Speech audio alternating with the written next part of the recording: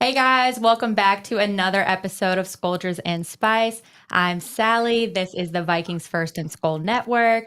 And we got a lot to unpack tonight because my guest has not been here since the Vikings roster took an entire new shape.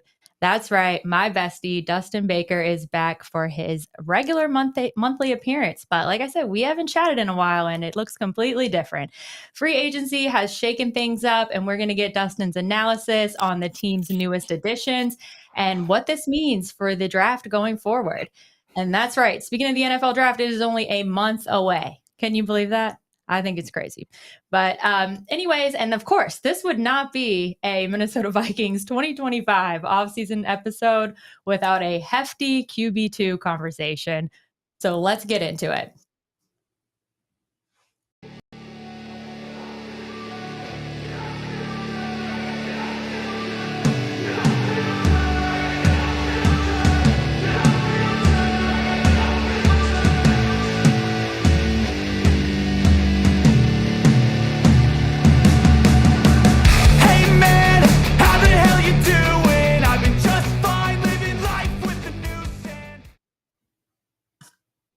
Hi, Dustin. Yo, how are you? I'm good. You and I have talked quite a bit this week, but very minimally about the Vikings. So even though it's only been a month, I mean, this conversation feels long overdue. This is really exciting for me because I have not been on anybody's show since the dawn of free agency. So I get to unleash some of these takes and optimistic viewpoints with the brand new roster, it feels like. How is that possible? I don't know. I've been doing my own show, but my usual, I guess, routine or schedule, they haven't reached out. And so I don't know if they're waiting for the draft, but let's do it here tonight. Okay, well, I am honored. I'm so Mhm. happy to be the first one.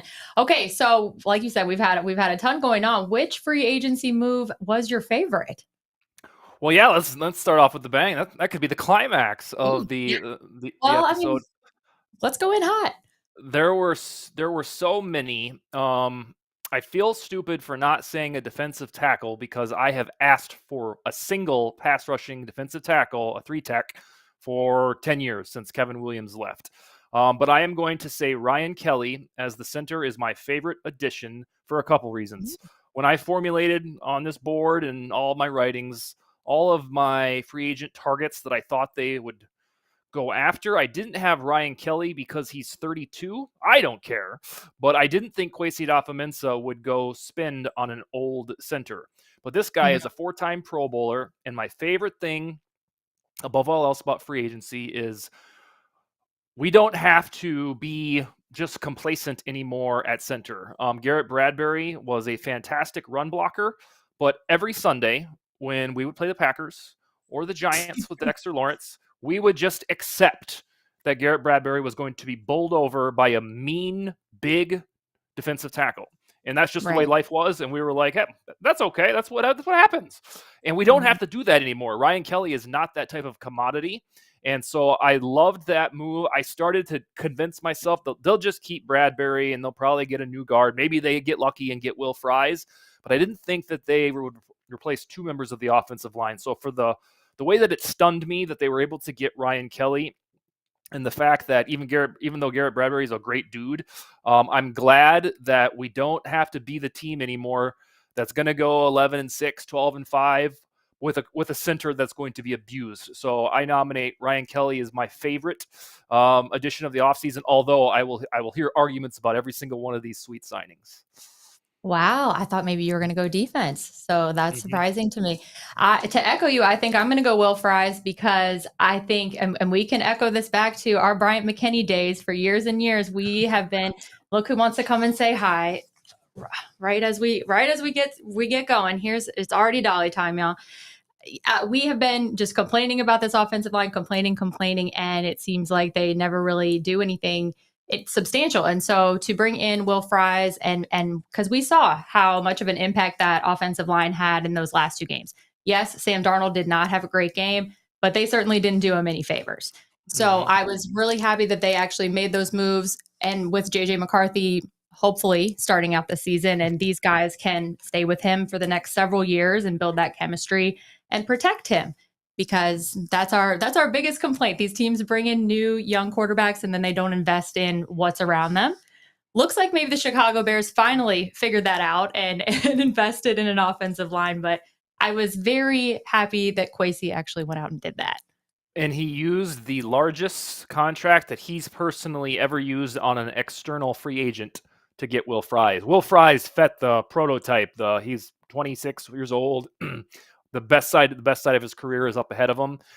So it was cool that Kwesi recognized that. And on the whole, our favorite, I think jointly, our favorite part of free agency is we have watched as the Eagles won a Super Bowl. We watched the Lions sprung up in the past 3 seasons with these glorious trenches.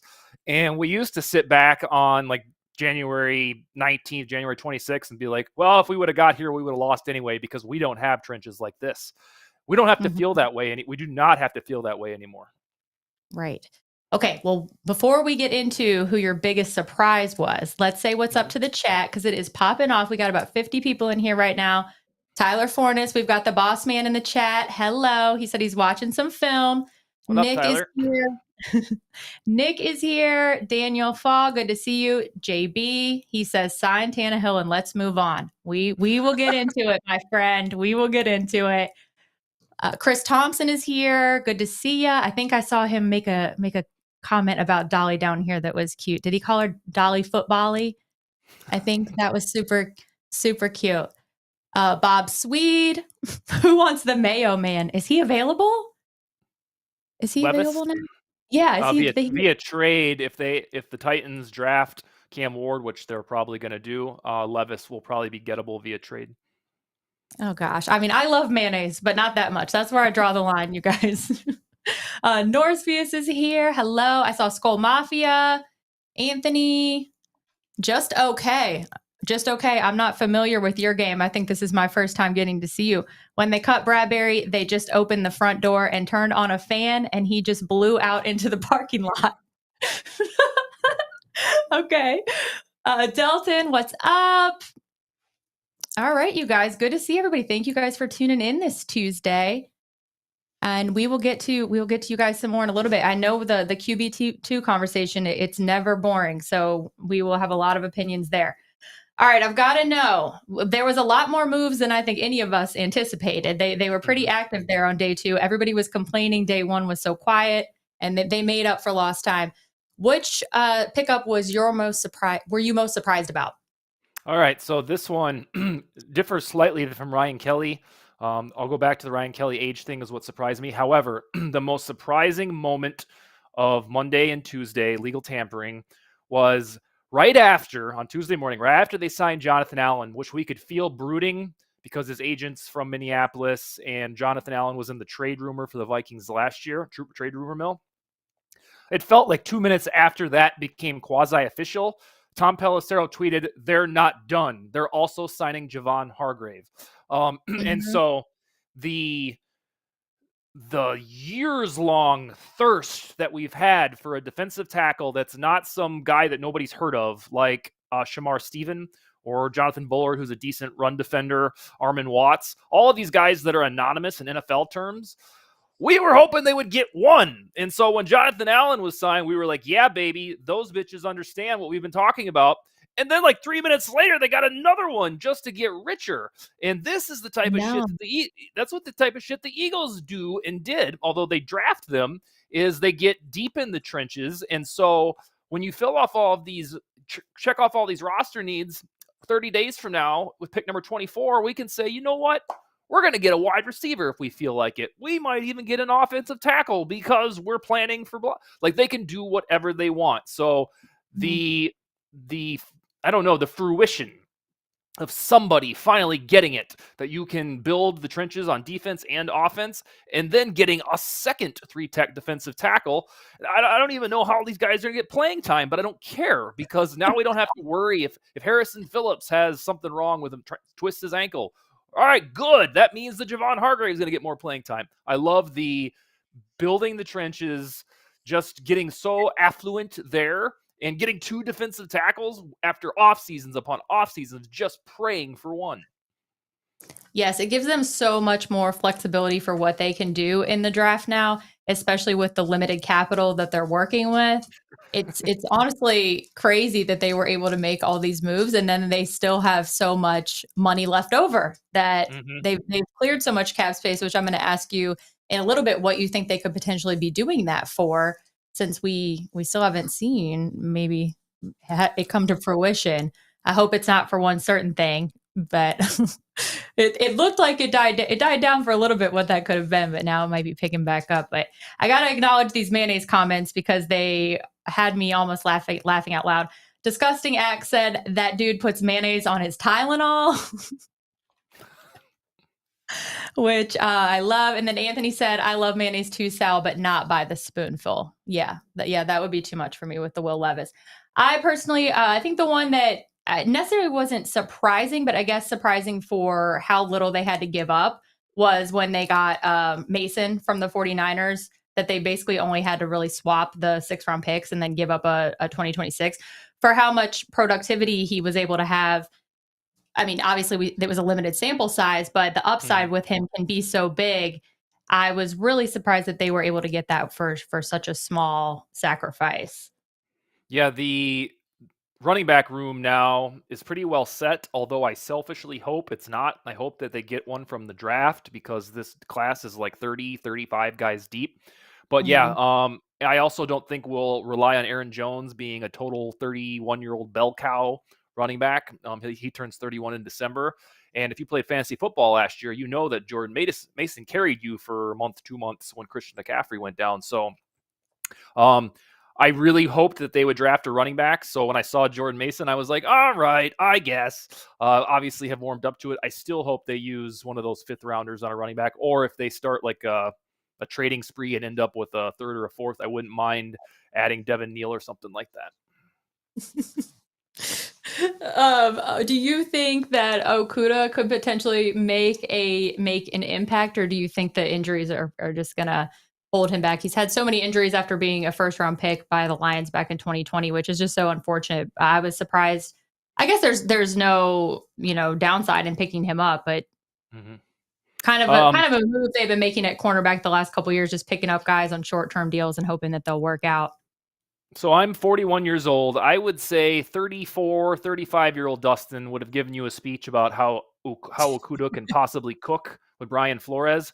But I have given up on forecasting breakouts for guys that have been in the league for 5 seasons. Irv Smith taught me the lesson. Not him personally, but watching him. Always forecasting this is the year for Irv Smith taught me a lesson that if these guys don't start to break out by year 3 and you see tangible evidence of it, it's not going to start. But I will hope that this is the one time that I'm wrong. I don't think Okuda will morph into the 3rd overall pick that he was during the Justin Jefferson draft, but it's such a low risk thing.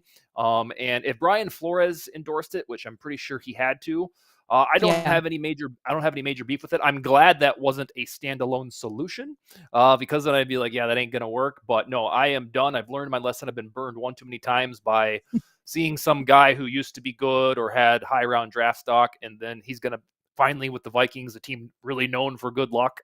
No, I don't think he's going to turn out to be that awesome. Yeah, I hope that we're wrong about that because you just hate it when you see somebody with so much potential face these terrible injuries and setbacks, of course. But you know, not. I think your best bet is not to get too emotionally invested in it. Oh, well, somebody in the chat is calling him a scrub. I don't know. Let's not call him a scrub just yet. Let's give him a chance, you guys. Come on.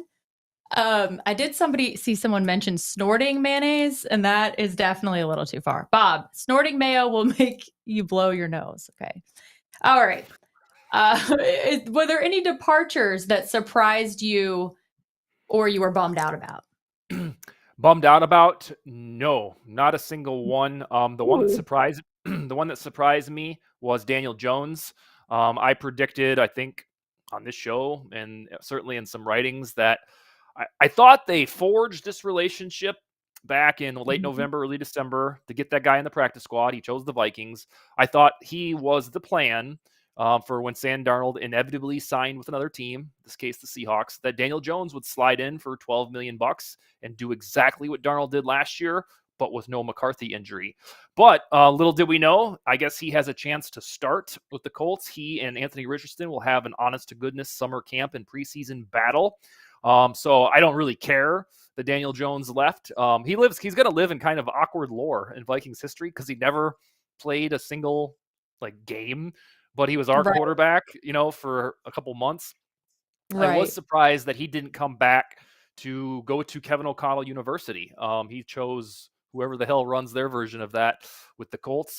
We do get a sweet compensatory pick if he gets meaningful snaps, no matter what. If they don't sign another free agent, an impact one, they're going to get a 5th rounder. And then if Jones ends up playing a certain amount of snaps, the Vikings will get a compensatory 4th in addition to the 3rd that they get for Darnold. So I was a little bit surprised that Daniel Jones chose the Colts over Kevin O'Connell. Didn't he get offered quite a bit more for the Colts? I was told that the Vikings didn't even offer Daniel Jones a contract. I was told by a little birdie that they told him that you want to come back up McCarthy. And he was like, wait, what? I thought I'd be able to maybe start. And he looked around the landscape of the NFL and said, well, with Anthony Richardson, he can probably go beat that guy out. Whereas it's not going to be an easy task to beat out McCarthy, who I hope you've come around with by now. Oh my gosh. We'll talk about it in a minute. Okay, that's interesting. I had a couple of drinks with one of my friends last week who is in the media, and he was telling me that he told me that Daniel Jones was their plan, which is basically what you're saying. And so it caught them very by surprise when that plan, they pretty much lost out on even making that their plan. And so that's why they're kind of in this position now where they didn't really have much of a backup plan, I guess. So I think everybody was caught by surprise with that, especially because, Kevin O'Connell didn't invest a ton into it because it was a short relationship, but that's why they invested in it last season, like you said. Well, we're gonna love it at this time next year when we've got a sweet 4th rounder because he left. Trust me. Yeah, I'm very surprised about that. I'm very surprised. We have 75 people in the chat. What's up, guys? Nice to see you. Somebody's drinking. Sal shed a tear for her hero, Sam Darnold. First of all, hero? Hero? Who the hell has said a hero? Come on. That's absolutely inaccurate. We're not doing fake news in the chat tonight, okay? No. All right, what do we want to move on to? Okay, so they cleared additional cap space when they decided to spread out the cap hit for Bradbury last week into the 2 years. Do you have any idea what that could be for? Who do you think they're clearing that for, if anybody? Let's go through some options. I don't think that Sauce Gardner trade thing is real. That would be one reason to keep that flexible, because once he got here, in theory, for a 1st rounder and a 3rd rounder, whatever he would cost, you'd turn around and give him a sweet, ginormous deal. I don't think that one has legs. There is also possibly the idea of a trade for Denzel Ward from the Browns. He's 28. You can probably get him in like a 3rd rounder for your 1st rounder. He makes 20-something million per year. That would suck up most of the cap space. Then there's more realistic options, like just more flexibility in the offseason. When they get to the summer, there's always guys that pop up that are available. And then boom, you'd have 30 million after you pay your draft class, which will be between 5 and 11 million. And then it's down to 20. And then you can be one of the teams that leads the NFL in summer cap space in case somebody sweet becomes available. There's also the option to roll it over to next year. Do not to go look at the Vikings cap situation next year, because you will become rapidly depressed. We went from the biggest spenders to the very bottom. We're back in the red. So it'll take some gymnastics to get out from underneath that. We've done that before with Rob Brzezinski. I think the most salient option, if you want to talk about why are they saving it, would be if the Packers release Jair Alexander. I don't think they're going to trade him to the Vikings. And I'm not saying this based on somebody has told me. This is just a personal theory. If he was released tomorrow by the Packers, the Vikings could go sign him and it wouldn't screw up the compensatory draft pick formula.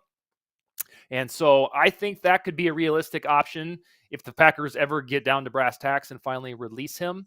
It would be a little criminal for them to trade him to the Vikings, so I don't think that will happen. But I think the best predictions are just continued offseason flexibility, so that when they see a guy who tickles their fancy, they can be like, well, hey, we got $30 million. Let's go get him. Or Jair Alexander when he's eventually released by Green Bay. Why do you think he's going to be released? Because like he was questionable for 2.5 months last year, and then the coach would be like, "Yeah, he's not going to play though." So I know something was rotten in the state of Denmark there, and I'm pretty sure that they have hinted all offseason that he's available for trade. And as we know, sometimes those turn into Edingram for a 6th rounder, or more realistically, like Jonathan Allen, they're like, screw it, we can't trade him. Same thing with Cooper Kupp, and they just release him. That's what I think. If you want it to be a player with a big name that they spend the $30 million on, I think it would be Jair Alexander. That's my personal theory. The chat is talking a little bit about Micah Parsons. Skywalking McCarthy brought him up. What do you think about that? It's hard to say this, but is there room for him? Like, what would you trade Andrew Van Ginkel? Like, get rid of Dallas Turner? Yeah, it's kind of like that Myles Garrett. When Myles Garrett wanted to be traded for that month, and then they didn't do it, and they shut him up with like $40 million per year. Of course, Vikings fans were like, yeah, let's go get Myles Garrett. And I was like, it would be sweet, but you probably want to spend your resources elsewhere because you got 3 edge rushers that are really fantastic. So, no, I don't see a Micah Parsons thing coming to fruition. If you want to get real nitpicky, the only weakness on this roster is the cornerbacks, CB. And so that's why I'm sticking with my Jair Alexander thing. Yeah, I was really surprised that he ended up going back to the Browns for how much smack that he talked. And it seemed like he didn't really care what they were going to offer him. He wanted to be on a competitive team, but I guess they kissed and made up.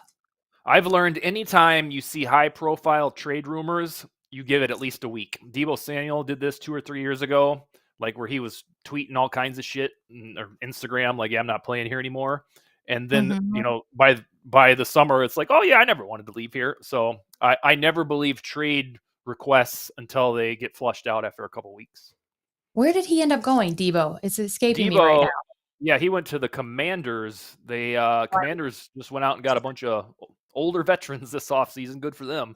So, yeah, he'll be showcased with Terry McLaurin and Jaden Daniels there. Yeah, I'm excited to see that Commanders offense because they were already exciting last year. So hopefully Deebo can stay healthy. All right, do we want to talk some smack about the rest of the NFC North? Because I think you know the Bears, they almost always win the offseason. Almost always. But is this I don't they've got some tough competition with the Vikings. I mean, the Vikings pretty much around the league have been rated a high B to even an A+ by some outlets as far as their free agency class goes. And the Bears have been rated very high as well. Would you agree that the Bears did as well as it seems like national media thinks? Yeah, if you're constructing eventual outcome on paper or in a video game, yeah, the Bears went. Well, no, for real, but like you said, they do this every offseason, and we're like, remember that summer that Justin Fields was going to win MVP, and we're like, really?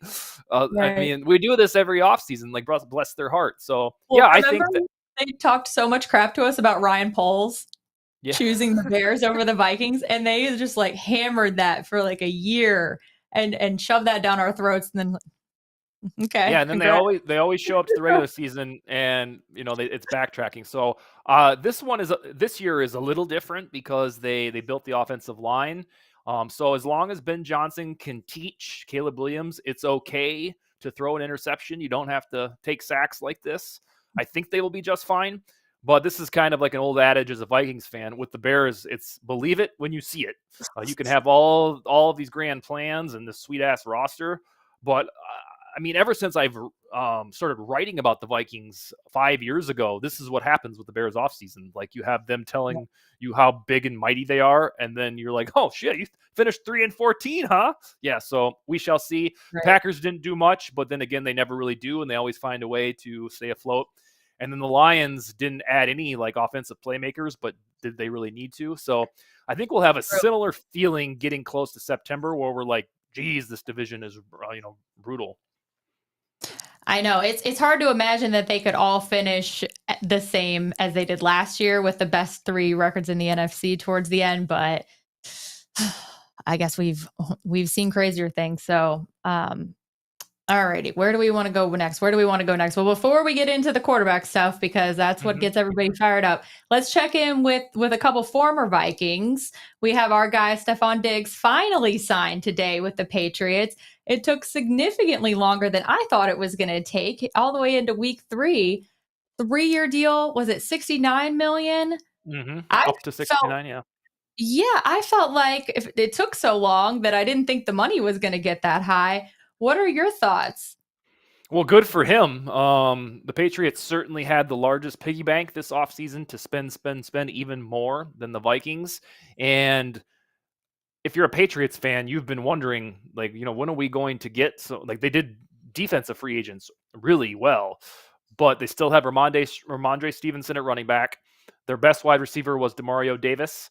And, Drake May looked the part as a rookie quarterback, at least trending in the right direction.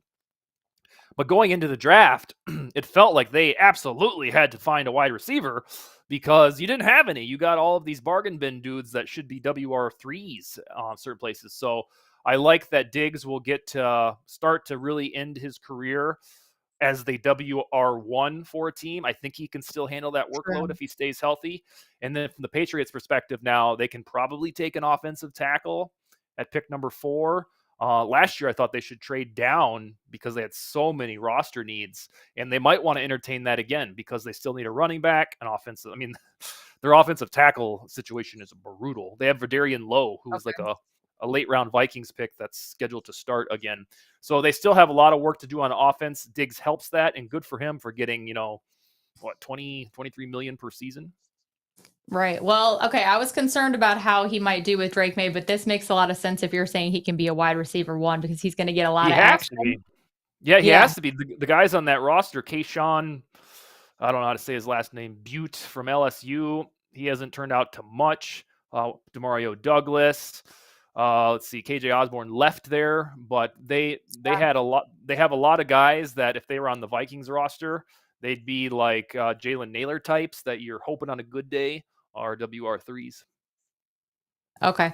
Yeah. Well, that's good news for him because we know his personal numbers are good for him and are important to him as they should be. No knock on that, but okay. Well, hopefully he'll be able to at least get through 1 year without a temper tantrum. I hope for him. But all right. Well, first off, okay, we're going to talk about the draft way more when you're on next month with our buddy Ron for our draft party super show. But if you had to predict now, do you think that the Vikings will stay at number 24 or do you think that they will end up trading back or trading up? What's your No, prediction? I do not think they will stay at 24. I think they will trade back maybe twice before they even pick a dude.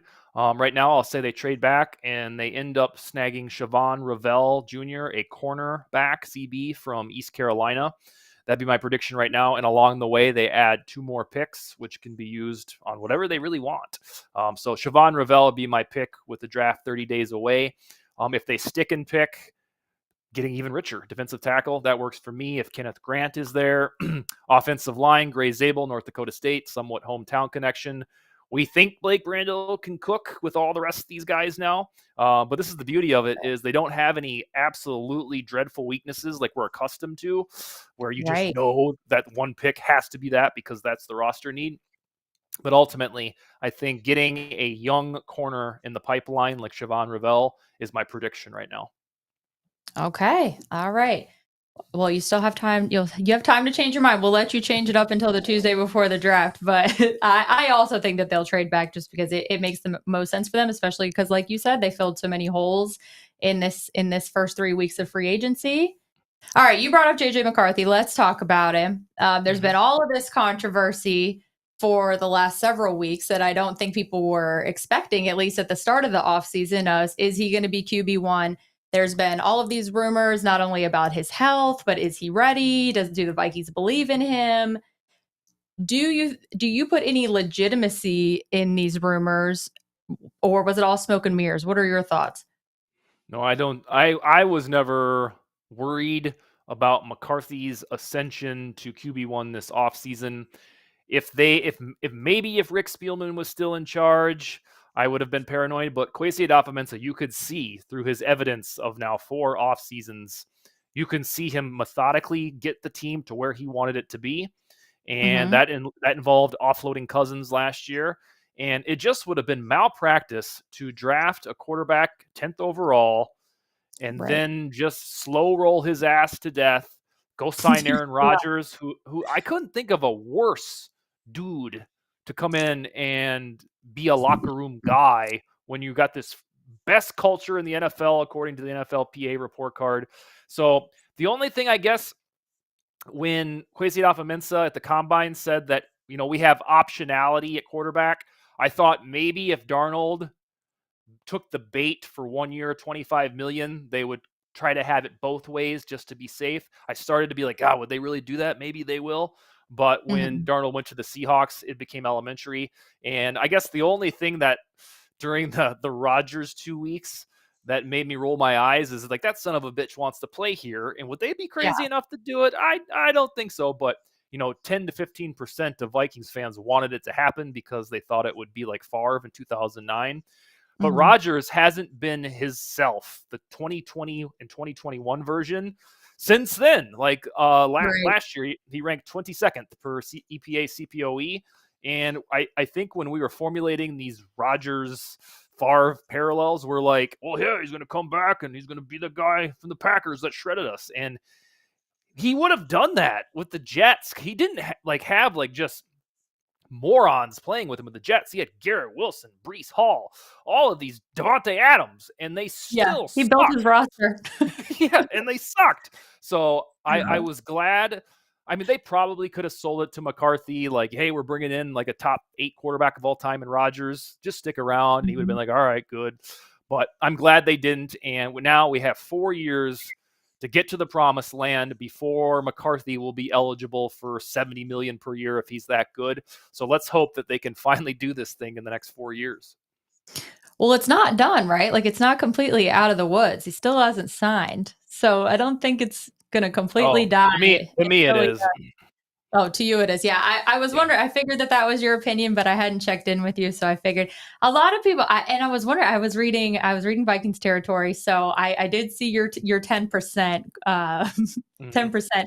Did you do a survey? Yeah, I polled Vikings fans, and it was like 87 to 13 that 13% wanted Rodgers, and bless their heart, it worked with Favre, kinda, back in 2009. Right. If there was no McCarthy on the roster, I probably would have been there with the 13% saying, yeah, let's give it a whirl. But it's just not something when you have this zen-filled, like optimistic quarterback, McCarthy, who's all smiles, and you want to bring him in with the guy that looks like a mean prick every time there's a incompletion. It just never really made sense. I didn't think it made sense either, but then some people kind of got in my ear and made me think, oh, okay, maybe I can kind of see it, but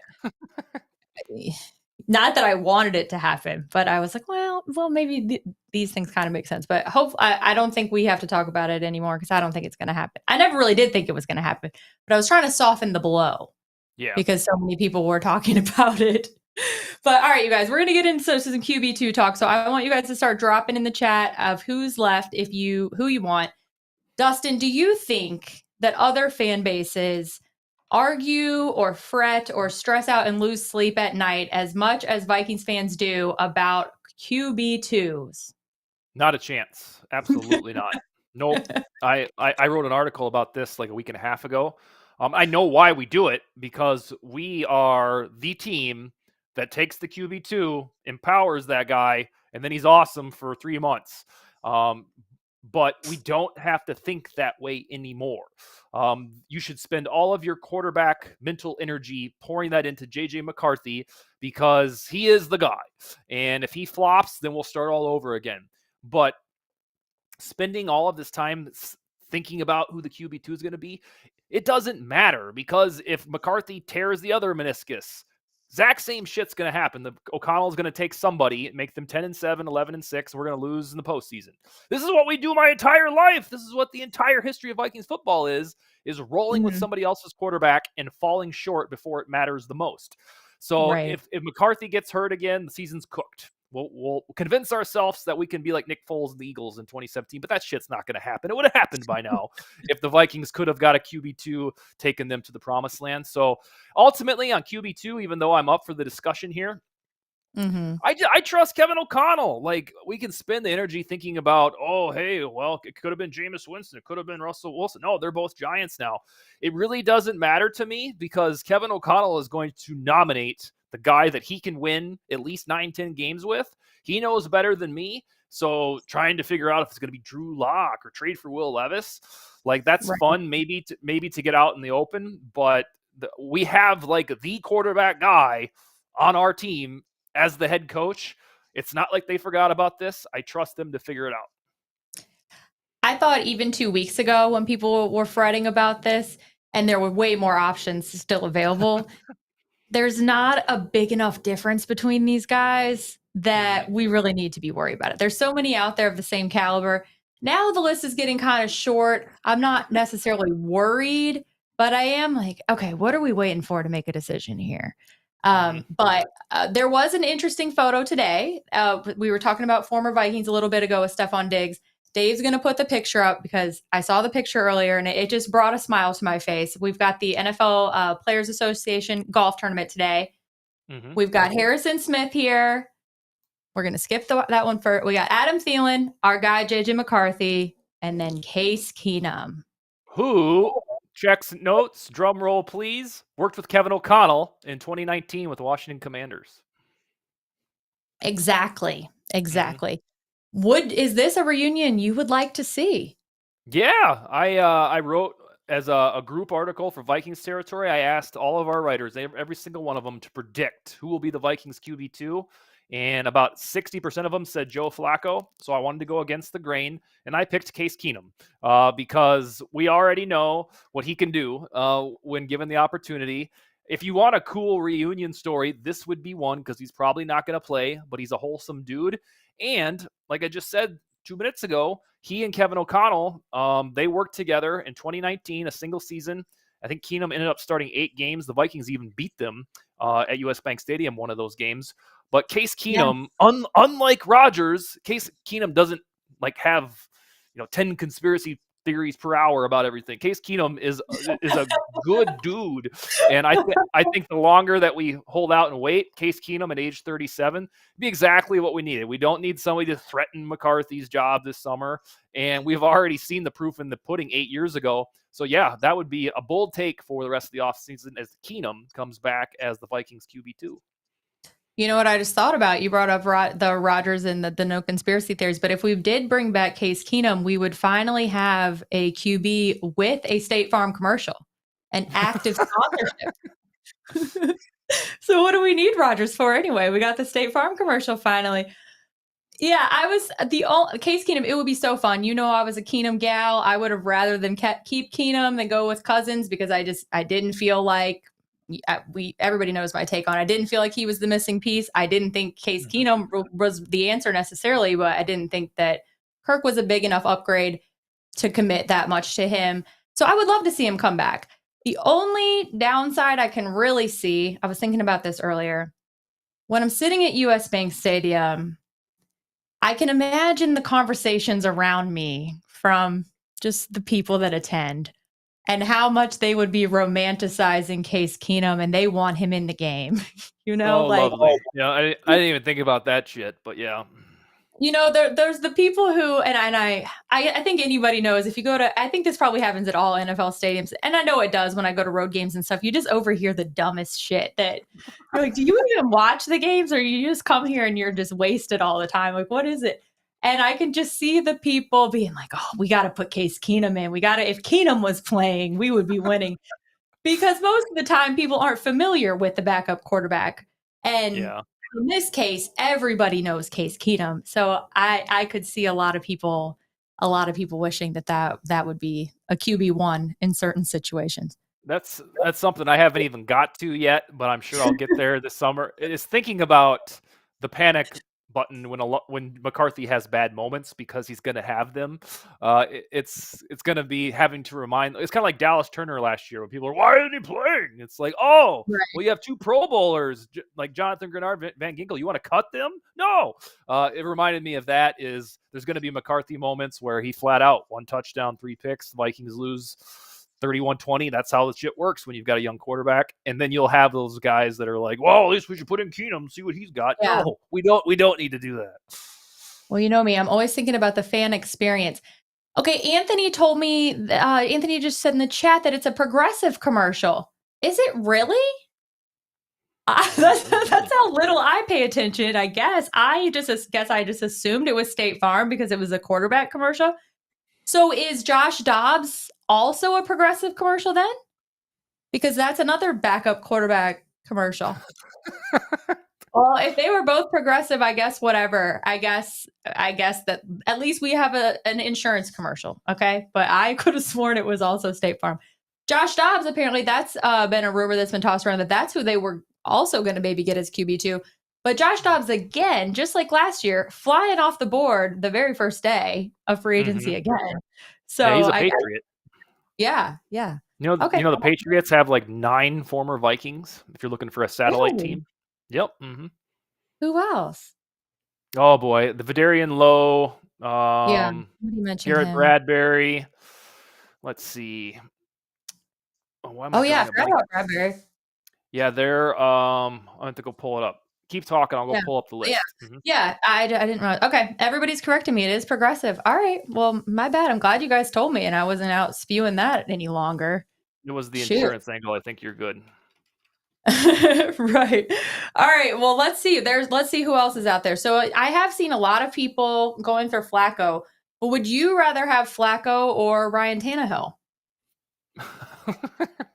I would almost just rather keep Brett Rippon because he's got.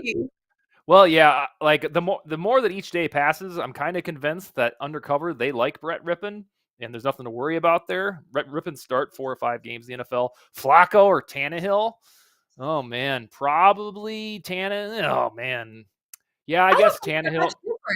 Right? Yeah, they're not. Drew Lock is like the guy that I would love because I know Kevin O'Connell would make that guy good. That guy is so lovable. But I think the problem is if they signed him right now, that compensatory pick for Daniel Jones will be wiped off the board. So they might have to wait on him. Really quick, the Vikings that are on the Patriots are Parker Romo. He's going to be their kicker, barring a rookie. Marcus Epps was drafted by Rick Spielman 8 years ago. Jaquelin Roy, Kairos Tonga, Josh Dobbs, Vidarian Lowe, Christian Ellis was on the team for a minute. Tyrese Robinson was a practice squatter, and Garrett Bradbury. Wow. All right. Well, I'll keep him on the radar for an AFC team. Yeah, who was my AFC team last year? I don't think I really had one. There was no. How long ago did you divorce the Browns? Oh, when did they sign Deshaun Watson? Okay. Day one. Day one, they were dead to me, and they were dead to me. Well, you can't like the Ravens anymore now either. No, why? Who do they have? Their kicker did the same shit as Watson, allegedly. Tucker? Yeah, you didn't read any of that? No. Yeah, he did the exact same thing as Watson and got exposed about a month ago. 40 times? Oh man! All right, I'm gonna have to do some research. If you want the tea, go read some of that, and some of the details are pretty gory about the little presents that Justin Tucker would leave the massage therapist. Oh, all right. Well, I'll be looking into that. You guys, I don't know if you guys know anything about the tea that's been going on this week. If you do, drop it in the chat because me and Dustin are very invested in the local tea over here in Minneapolis. But if you know what I'm talking about, please let us know. I can't handle any more tea this week, so this is something I'm going to have to look into. But yeah, Kev agreeing to that. I'm over it with the Browns, so I don't have a new AFC team. All right, so would you rather have Drew Lock or Case Keenum? Drew Lock. Drew Lock above all else. I know. I can guarantee you in my bones that Kevin O'Connell will get the best out of Drew Lock, and we'll be like, this guy can ball. Tucker spilled something other than tea. Oh God. Yeah, that's the present he would leave for the therapists. Oh God. I don't know. I don't know if I can handle that today. Well, do you think that Kevin O'Connell could fix Trey Lance? I think he could, but my beef with Trey Lance is he hasn't consistently started football games since 2019. So he falls in that Jeff Okudah category for me. I don't think he's magically going to get good. It's too long by now. And so, I mean, if they emergency, it was Trey Lance, I guess I'd be okay with it. But Trey Lance couldn't even win a QB2 job in Dallas last year. Yeah. Cooper Rush beat him out, so I know that Trey Lance's trajectory as a QB1, and the way the 49ers drafted him, that's dead. Now you just have to hope that if he ever starts again, that he has one of those like, oh my God, remember Trey Lance stories. He just is the biggest mystery to me. I mean, I'm sure he's a Mm-hmm. mystery to so many people. Is like, how did they get that pick so wrong? Yeah, I think he's been around now for long enough that you just trust multiple coaches and coordinators based on what they see that he ain't it. Right. You guys, we've got 75 peeps in the chat. Make sure that you are liking the video and subscribing. We really appreciate it. All right, Dustin, what else? What else do we need to chat? Is there any other QB2 drama? Well, I don't want to get into Rodgers too much because he has been dominating so much, but what the heck is up with him? Why has he still not signed with the Steelers? He just needs this much attention? Yeah, are What's you going new on? here? Well, I know, Yeah, but like he's screwing everybody else up because well, these other guys are waiting on him to sign and everything else. And now, what if he tells the Steelers to fuck off? Well, they're done. What are they gonna do? it's funny. Like 4 years ago, when we started to wonder if Rodgers would eventually leave the Packers, we'd always say, like, yeah, this kind of feels like Favre, but at least he isn't a drama queen. We used to say that, and now he's worse than Favre was. Yeah, I mean, he's morphed into this caricature of himself. So with Rodgers, I think he's got three options. The only team now available that he can QB1 is the Steelers, unless there's some really deep undercover conversation with the Browns that he's had that nobody has reported on. So it's the Steelers, which I'm sure he's just going to drag out until they give him a total deadline.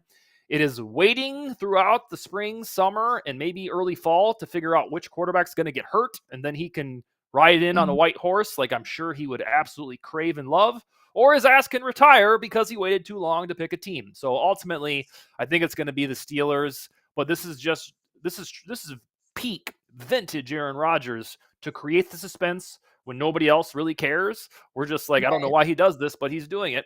I ultimately think it'll be the Steelers because if not there, where else? Well, it's also, I mean, kind of very Favre-like of is he or isn't he? Is he or isn't he? And then is he just trying to get out of camp? Is he just trying to get out of OTA? Is he just not trying to miss OTAs again so he can go to his ayahuasca retreat? Is this all a game? It's just so crazy how Favre-like it actually is. And for two guys who didn't like each other, the similarities, you just really can't make it up. You know what's But funny is last weekend, out of curiosity, I did a 3-day fast where you don't eat for 72 hours. I've read all of these health benefits of it, and I really wanted to try it. And I talked about it on Facebook after it was done, and people told me I sounded like Aaron Rodgers because it was something really weird. So that just reminded me of that. Oh, okay. Wow. Well, yeah. If you go to a darkness retreat, we may have lost you. Although I will say, God, I bring this up every damn show now, but Enigma, when watching him go on the ayahuasca retreat, I was like, maybe I need to try one of these. Maybe I need to. I mean, they said it's like 10 years of therapy in one day. I said, well, God, I could use that. Like really good. Gary, hey, what's up, man? He wants to know what your take is on why Kwesi has not been extended yet. Ooh, that's a good one. So I think with O'Connell, because that rumor mill got white hot right before week 18 about teams calling about his trade availability, I think the Vikings recognized they couldn't let that one just marinate out in open public. So they rushed to get that done. Ordinarily, Kwesi still has a full year left. So it's not like they're late. I would expect it done before week 1. So I will say that it's a little strange that they didn't get done in a package on that January day. Right. But I think the urgency was there because of the smoke about O'Connell, teams calling about if you can trade for a coach. You don't trade for general managers, at least I don't think anybody ever has. So I don't believe this notion of the Wilfs want to see a draft until they extend him. What are they going to do? Like, what do you mean you drafted Walter Nolan? You're not getting extended. Like, they're not going to do that. So Right. I think it's one of those things like, why did Jefferson's deal take until early June last year? These just take time, and there's no big trade rumor mill accompanying Adolfo-Mensah like there was O'Connell, even if it was completely fake. I guess that makes sense because I had been assuming that it was also going to be a draft. They were waiting to see what happened with the draft, Well, but what are they going you to don't see in the know. draft? Right. It takes, what, 3 years to see if a Yeah. draft actually pays off. So that makes no sense, I I mean, guess, now that I think they about could it. do like the 2003 thing where we forgot to go to the podium. Then that would be a fireable offense. But I don't think the Wilfs are going to be like, wait a second, your ass, you drafted Siobhan Ravel, get out of here. I don't think they're going to do that. Oh, poor Mike Tice. Poor Mike Tice. Oh my gosh. Remember when we had Mike Tice on Believe in Vikings? Yeah, that was fantastic. That was a great day. That was a great day. Maybe after we see the Vikings play a few games, we can have Mike Tice back on. Me, you, and him can have a reunion. Since he follows me on Twitter, maybe I can slide in and see if he wants to come on. He'll be like, "Who the fuck are you?" I don't know why he still follows me. Oh, he's followed me for years. I don't get why. Of like 300 people. Okay, who? Good takes. I don't know about that. All that. Maybe. Okay. What else? Anything else we want to chat about? We got to start wrapping up here. What else? I really thought Cooper Kupp would end up with the Vikings, but it makes sense that he went back to his home state with the Seahawks. I called the Sam Darnold thing. That was one of my bold predictions of the offseason, was he end up there because Clint Kubiak is the offensive coordinator. Those two guys work together in San Francisco. Right. Let's see. I'm trying to think of anything that I got I see a lot outrageously of wrong. people. I even saw some people in the chat, and this really just makes me sad. I keep seeing people say, "Oh, Sam Darnold he's going to suck. He's never going to be what he was. He made the wrong decision." Like, they're personally offended that he didn't accept this 1-year deal from the Vikings. I think the quote that I saw in the chat was, "Oh, he took the Kirk Cousins deal as if he's chasing the money." To me, I feel like it's chasing the security of 3 years. I mean, why do you want to have 1 year where you may or may not? I mean, you suck for 3 games, you're probably going to get benched. I don't know. I personally wouldn't sign up for that situation. I mean, even if it was the same amount of money, it wouldn't be about money to me. It would be about the stability and the mental clarity that, hey, I'm the guy. But I hate seeing that people saying, "Oh, he's going to suck. He should have stayed with Kevin. He should have stayed with Kevin." It's like, God, why do you guys want him to suck? I don't think people look at, or I don't think all people look at players the way that you and I might when we think about that human, going to make his bag. And Darnold would have been a moron to come back to the Vikings because this was his one shot to go get 3 years, $100.5 million. If he would have lost a quarterback summer battle to McCarthy, that value dips all the way back down to 20 something. This was his one moment in time. Let's assume that these naysayers are right. Let's see. Goes to Seattle, sucks. Goes back to old Darnold. This was his one chance, and this is what you play for to get that one big contract. But realistically, he saw the writing on the wall that McCarthy was going to be the starter. He would have been stupid to come back and think that he could dethrone the chosen one who was drafted 10th overall last year. I think Darnold will be pretty decent in Seattle. I don't know that he'll throw 36 touchdowns or whatever, but all he would need to do to make it worthwhile would be 26 touchdowns, 3,600 passing yards, and then he will have earned that contract. So I hope he does well. Kind of like any Viking that departs, and I really don't know why anybody would think, hey, he's going to suck in Seattle because he doesn't have O'Connell. Like, give the guy your goodwill. Yeah, I don't get it. I guess I'm seeing it at a lot of places. I'm seeing it on my TikTok a lot. And know what that reminds me of is, Andrew Van Ginkel signed last year 2 years, $20 million. That is like the best value contract in the NFL, like excluding rookies. Anytime you're on Twitter and you say like, hey, Andrew Van Ginkel needs a raise, people are like, what do you know? No, we're not giving him a raise. This contract is beautiful. It's like, no, I'm talking about the player deserves it. And like, I don't think people look at sports that way. Some of them don't. Like, I'm No.